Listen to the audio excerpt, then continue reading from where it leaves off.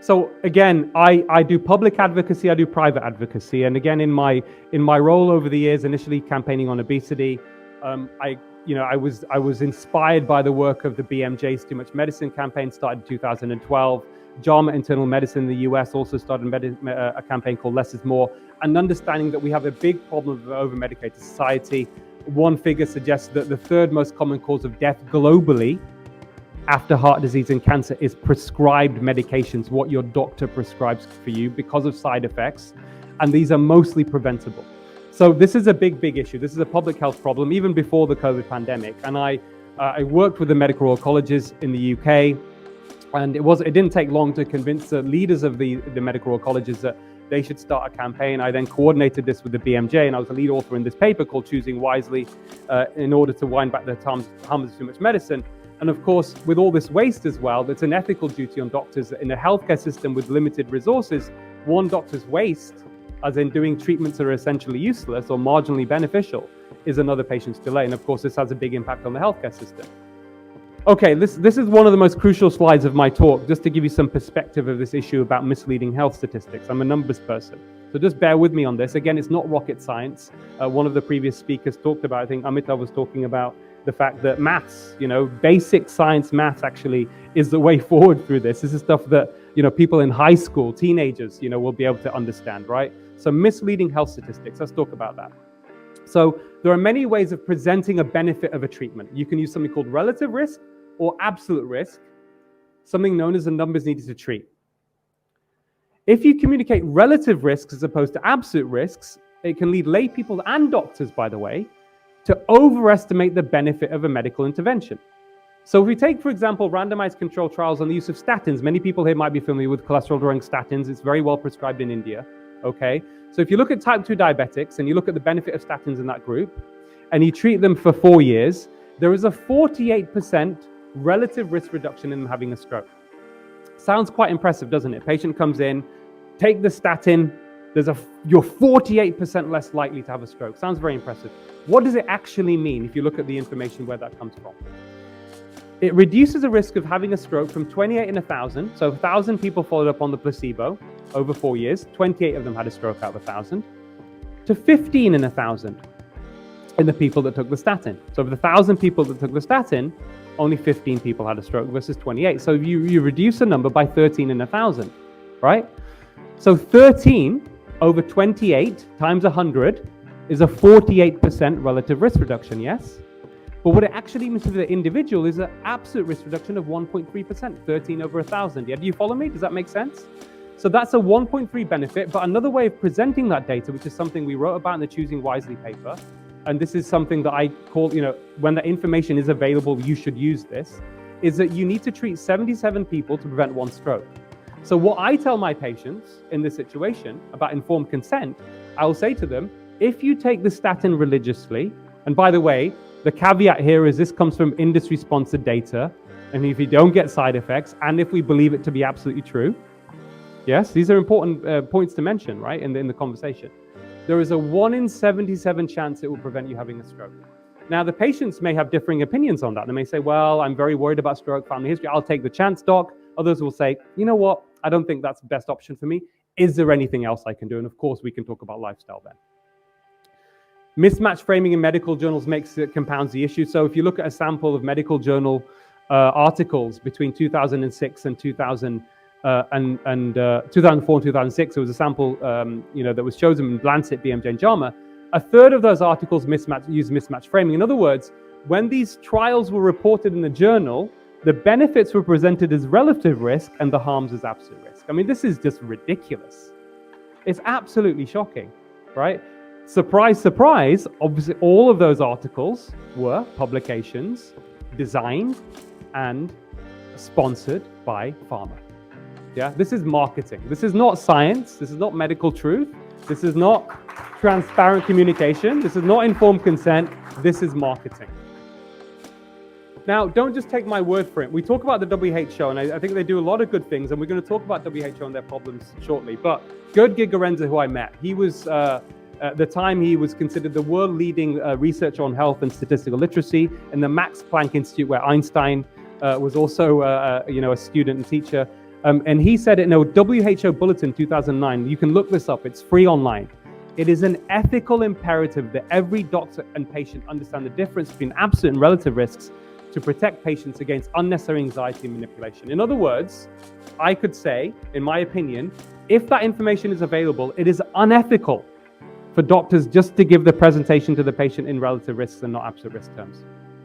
And when you look at the evidence about, okay, when we look at literature on when data is presented in this way, does it have a negative impact? No, it doesn't. In fact, outcomes are no worse, and actually you end up saving more money. And I wrote this editorial with the chair of the Medical Royal Colleges at the time that then made front page headlined news in the UK, where I talked about a patient, which is quite extraordinary. One of my most interesting patients is a heart attack patient, former pilot, had a stent, very bright guy. He was a maths and physics teacher. He could no longer fly planes. He was a international pilot with Virgin Atlantic, and he had to go back to teaching maths and physics. And he was put on a cocktail of medications, aspirin, statins, everything. And he got side effects. And he looked at the benefits and he thought they were quite small. And he said, I'm going to change my lifestyle. He went on a low carbohydrate diet. And I'm still in touch with him. And he's doing amazing. He's actually breaking his own records on ultramarathons now, right? He's off all his meds. Now, I'm not saying this is for everybody, but this is what can be achieved. And this is, again, in keeping with his preferences and values. I said to him, actually, I think you should go on aspirin. I think you should take a low-dose statin. He had a heart attack. But he decided for himself he didn't want to do that, and I supported his decision. And this is what, he's got amazing parameters now in terms of his health, and he's doing really well. Okay, let's move on. We're getting on to so just briefly as well, I won't go into a lot of detail on this, but at the very beginning of the pandemic, like many of you here, I was able to look at the data coming from China and Italy, and we knew, obviously age was a risk factor, but there was a huge prevalence of increased risk of COVID in relation to obesity. And it's specifically metabolic syndrome, which I will describe shortly. And I wrote this article in European Scientist. I was getting quite frustrated. I went on Sky News in March 2020, right at the beginning, and I said, listen, we've got this very clear evidence of metabolic syndrome and obesity being linked to COVID outcomes. We need a public health education campaign repeatedly to tell people this is the time to change their diets, because we know dietary changes rapidly improve risk factors for heart disease. This is what I do. This is what I've published on. Within 3 weeks, you start to see reversal of metabolic syndrome in some studies in 50% of people. Absolute numbers, right? Why was this not told to the public? And I published this paper in, we knew, for example, in the UK, that there seemed to be a doubling of risk of worse COVID outcomes amongst people from Indian and South Asian backgrounds. So I published this article in the journal Physician, and we highlighted the fact that it's very difficult for you to read there, but essentially there are, and this is very easy and cheap for people to measure, but there are these metabolic factors, which include your cholesterol profile, triglycerides and HDL, waist circumference, blood pressure, and whether you're pre-diabetic or diabetic. Those are the most important factors when you look at risk from lifestyle and vitamin D deficiency as well of COVID-19. And the point here is the only intervention that really has an impact on this rapidly is lifestyle. In fact, you can reverse these metabolic syndrome or improve them within, again, just from dietary changes. And just coming back, I know we've mentioned it earlier, just give some people some perspective here. We had a doubling of risk of COVID-19 from obesity, but if you have metabolic syndrome, it's 4 to 5 fold increased risk. And why that's important in India is because India don't have an obesity problem as much as we have in the UK and the US, but we have a big problem with metabolic syndrome because Indians at lower levels of body fat have the same metabolic problems that people with obesity get, right? So we need to look at the metabolic risk factors. And one of the things that you can do, which anybody can do, is a very simple test, right? Which will give you a good crude idea about whether you've got metabolic syndrome or you're heading there, is your waist circumference and looking at your height. So you want your waist circumference to be less than half your height. So say, for example, you're 170 centimeters in terms of your height, you want your waist circumference to be less than 85. Yeah, 85 times 2 is 170. Yeah, so that's what you want. And if you are there, then you're likely going to be in a better position. And again, this is very straightforward and very easy, very cheap test. A tape measure, anybody can use. And again, just coming back to this on a broader level, because I've been involved in this for many years, looking at the prevention and potential reversal of heart disease. Again, it comes back to something called insulin resistance. And again, this is driven by high glycemic index carbohydrate diets, for example, being sedentary, having very high stress levels. All of these play in to creating this, which are really at the root cause of heart disease. And if you address these factors, you can at the very least stabilize your coronary disease and even potentially reverse it, certainly when you add in meditation. And this is just a figure from an article I published in the British Journal of Sports Medicine.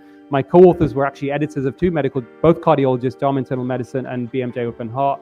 And it was titled, it's time to, saturated fat doesn't clog the arteries, but actually coronary artery disease is a chronic inflammatory condition which can be effectively managed with lifestyle changes. That's really where the future is. And this, of course, all plays into the COVID pandemic as well, because we had a fast pandemic that exploited a slow pandemic of chronic disease driven by lifestyle factors.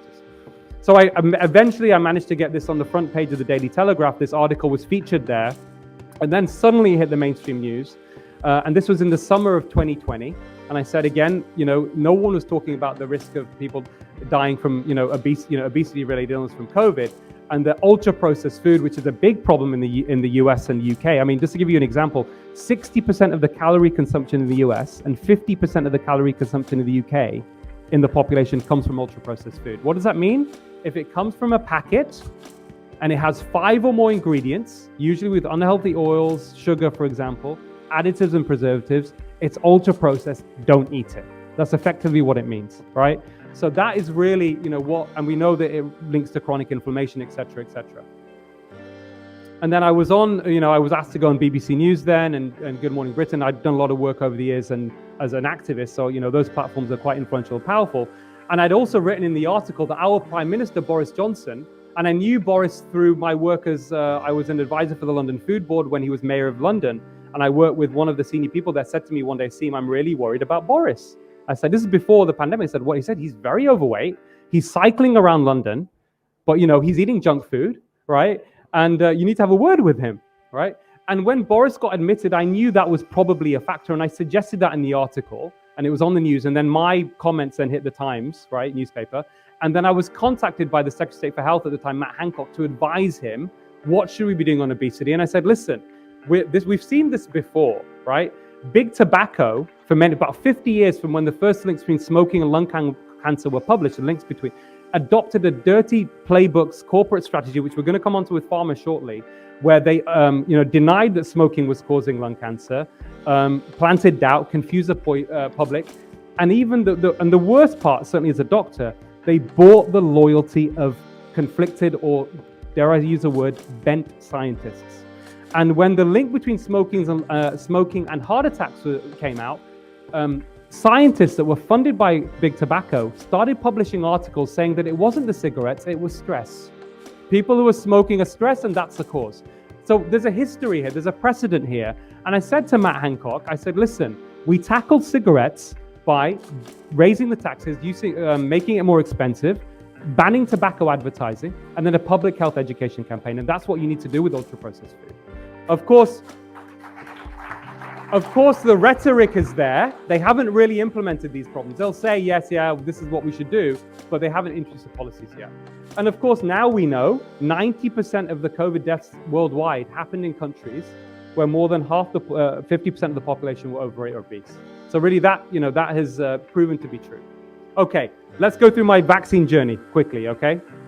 So first and foremost, I'm still very much a supporter of traditional vaccinations. We know, for example, smallpox, which had a mortality rate of 30%, was effectively eradicated after vaccination was introduced. Of course, it took this is something that I became more familiar with later on, 5 to 10 years of safety.